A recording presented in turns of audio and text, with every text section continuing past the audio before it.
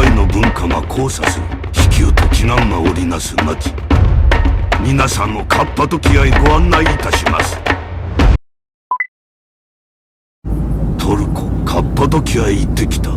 感動する景色や体験ばかりだったので、今回はそんな旅の一部を共有させてください。1日目の観光スタート。まずはギョレメの北側にある町アマノス。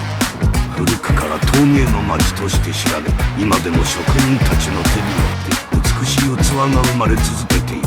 見たことのないほどたくさんの陶器が並んでいるので、街を歩くだけでもかなり楽しめる。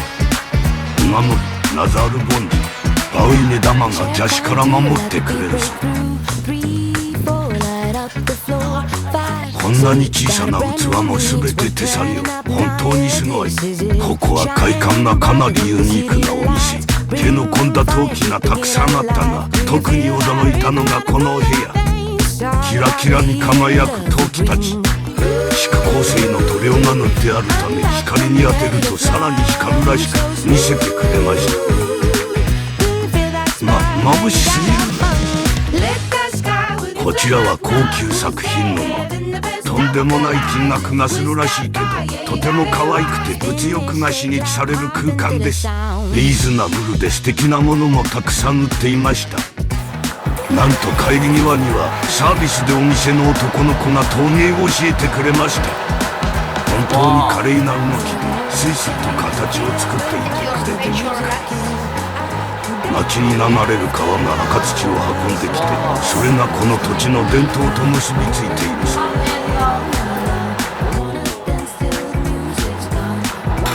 素晴らしい先生のおかげで素敵な作品が作れました。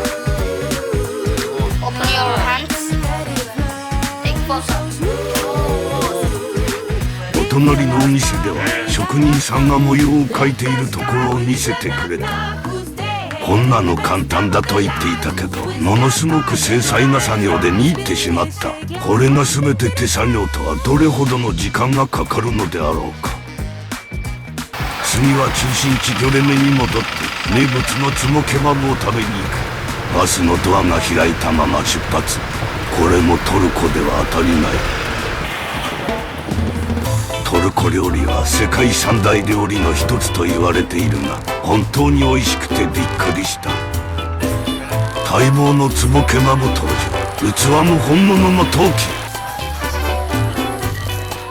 壺いっぱいにお肉がぎっしり詰まってる。トルコは羊肉が有名ですが、今回は牛肉のケバブ。テールスープのようにホロホロに煮込まれてすっごく美味しかった。こちらは串タイプのシシケバブ。ちなみにケバブとは肉や野菜を焼いた料理の総称らしい。ごちそうさまでした。これからホテルに戻るんですが、今回の洞窟ホテルがかなり良かったのでおすすめです。ホテル到着。敷地内に中庭があり、ベンチなどでゆったりすることができる。カッパドキアは洞窟ホテルでの宿泊も楽しみの一つだったので、ホテル選びにはかなり時間をかけました。大きなバスルームと奥の部屋にはシャワーも。ここを選んだ一番の理由は、テラスがギョレメで最も高く、客室が10室のみのため、朝ゆっくり気球を眺められるかなと思ったからです。明日は早朝から気球ツアーに参加するので、今日はホテルのテラスでゆっくり日の入りを見て寝ます。打ち去るの見えました。おやすみなさい。無事気球が飛ぶようなので出発。ビュッフェ形式の軽食もついてる。今回は日の出が堪能できるファーストフライトを予約した。安いツアーを予約する方法もあるが、定員数が多かったり、日の出後のセカンドフライトになったりすることもあるようなので、事前に評判の良い会社を予約。明け方は外も寒いので、軽く防寒した方が良いです。気球に乗ってからはバーナーの炎で少し暖かかった。いよいよ出発。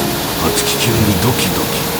バスケットの端に乗ったので景色を眺めやすかった。定員も20名なので空間的にもリラックスして過ごせます。気球はぐんぐんと上に上がっていく。カッパドキアの熱気球は世界一の乗客数。この日は約4000人、160以上の気球が空を飛んだ。一生に一度は体験したい絶景アクティビティとして有名なカッパドキアの気球だが、巨大な奇岩群や渓谷を朝焼けの中眺める体験は本当に格別。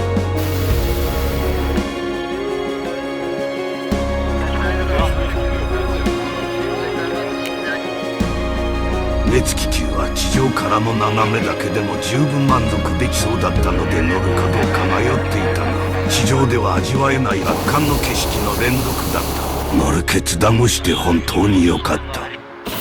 感動的な景色が次々と変わりながら現れるので、あっという間に1時間の熱気球の旅が終了します。最後はシャンパンセレモニー。トルコ語での乾杯はシェレフェ。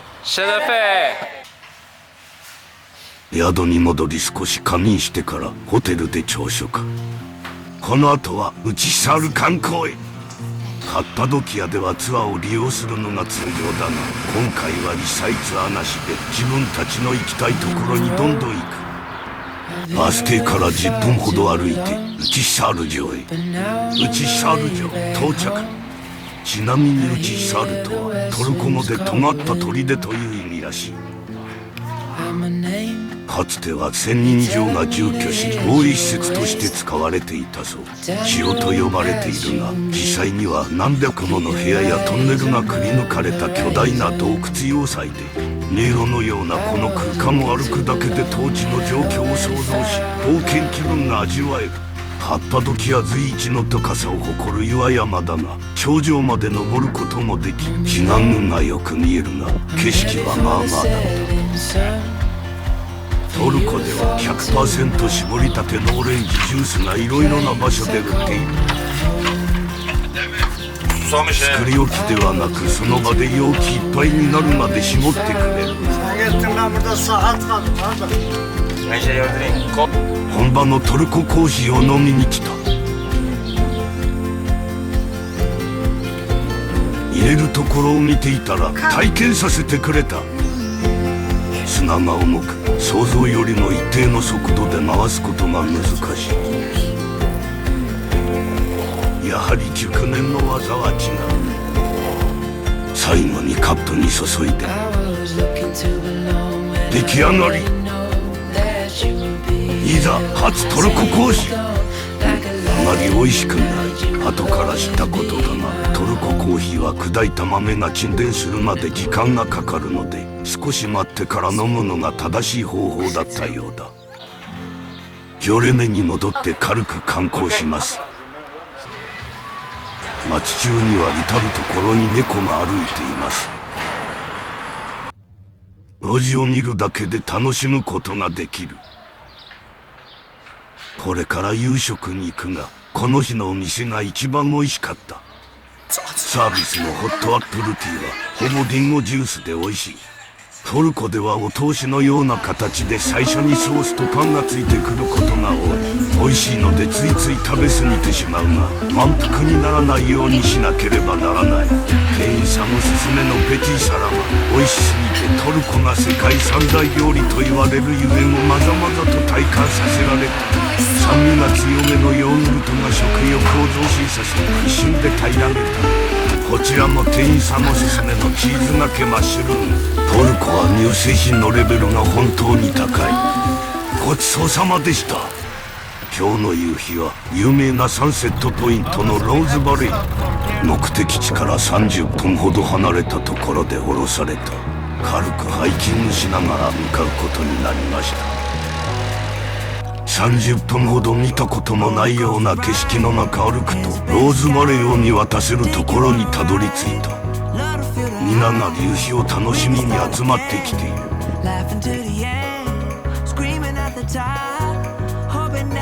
の渓谷は夕焼け時に奇岩がバラ色に見えることからローズバレーと名付けられた。ジョレネ中心地に戻ってきました。ここで一旦トルコの伝統的なスイーツバクラバを食べる。特質の何層にも重なったパイ生地にシロップが染み込んでいて、中のピスタチオとのマッチがたまらない。甘めなので2人でシェアしてちょうどよかったです。ランプのフォトスポット、ピョレネは夜景も綺麗なようなので眺めに行きます。街全体にイスラム教の礼拝への呼びかけでアザンが流れている。観光客もいるが多くは地元の人々だった。カッパドキアは一日中見どころがあって睡眠時間が足りなくなる。今日行ったうちソウル城まで見える。明日のホテル奇襲改装のためにお風呂に入って寝ます。おやすみなさい。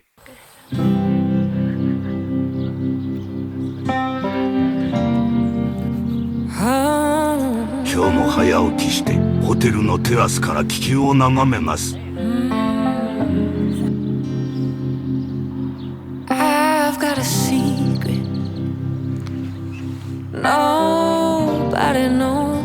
気球から見た時とはまた違った雰囲気で幻想的。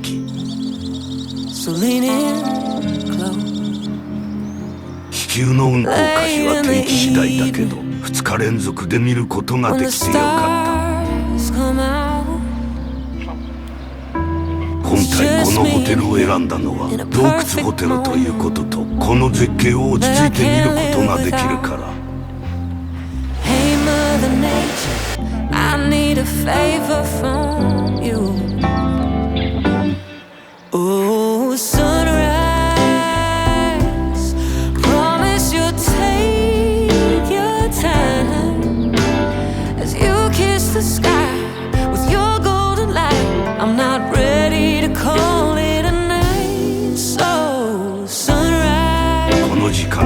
ホテル宿泊者しかテラスを利用できず、全体で10部屋しかないためゆったりと解消できる。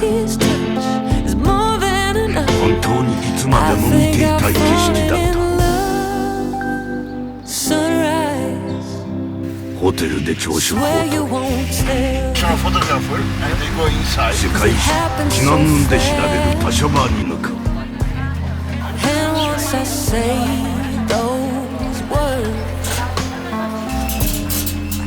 妖精の煙突と呼ばれるこのキノコ岩は妖精が住んでいるという言い伝えがあるそう。奇岩に複雑に作られたこの矢はローマ時代に迫害から逃れるために異端とされたキリスト教徒が身を隠すために作ったもの。キリスト教への理解が深まってからは信仰を深めるために利用されている。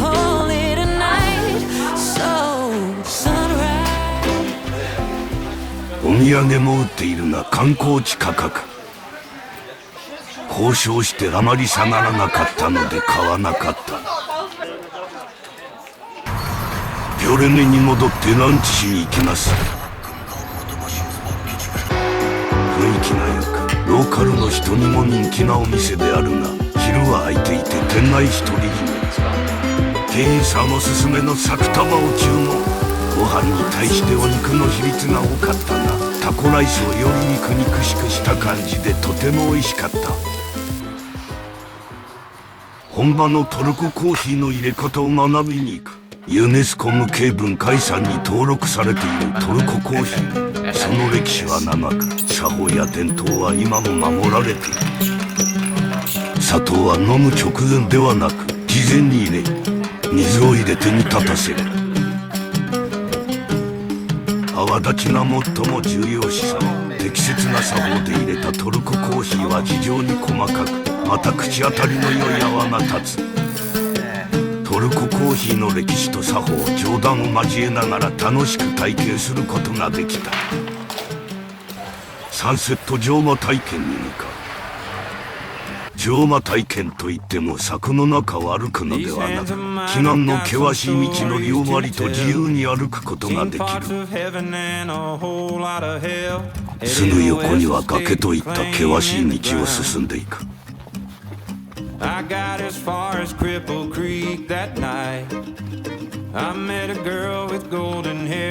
葉通り道草を食べることもある。On my hat, figured I'd stick around. ここで小休憩。 The part of me that longs to hold 馬のガイド犬のチャキ君、生まれてからずっとこの職務を全うしている。オレンジジュースを飲みながら休憩。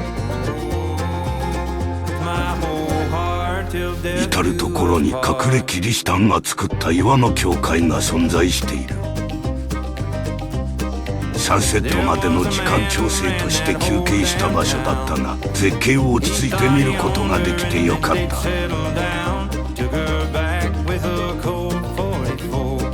再出発。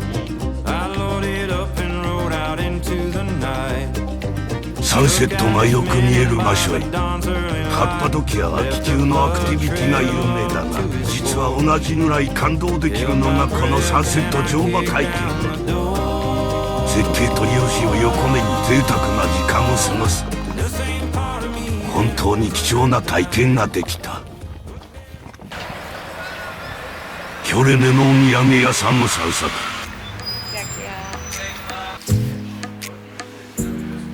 どこのお店もカッパドキアならではの可愛いお土産がたくさん並んでいる。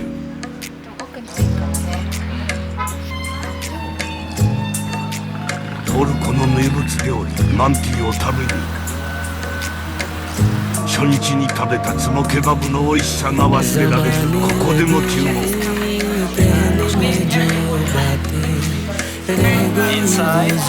このツモケバブは 80% がラム肉で 20% が牛肉のみ。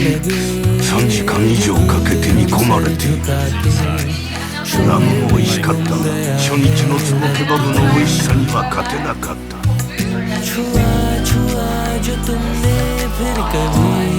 ごちそうさまでした。旅の最後にはトルコアイストンドルの店員さんのパフォーマンスが本当に楽しく思い出に残った。